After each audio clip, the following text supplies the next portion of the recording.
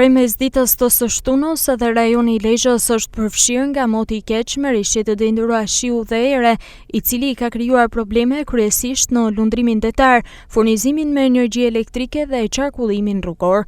Sipas të dhënave, si shkak i detit të trazuar me dallgëzim të lartë, është kërkuar ndalimi i lundrimit për mjetet e vogla të peshkimit deri në përmirësimin e kushteve atmosferike. Ndërkohë, probleme janë krijuar edhe me furnizimin me energji, kryesisht në fshatra, për shkak të dëmtimit të linjave. Grupet e punës të operatorit të shpërndarjes së energjisë elektrike janë vënë në gatishmëri për riparimin e defekteve dhe rikthimin e energjisë brenda një kohe të shpejtë.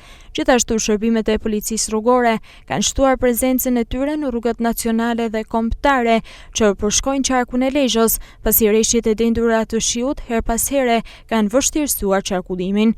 Policia u kërkon drejtuesve të automjeteve të tregojnë kujdes, të respektojnë shpejtësinë e lejuar dhe sinjalistikën rrugore, pasi lagështira në rrugë mund të bëhet shkak për aksidente.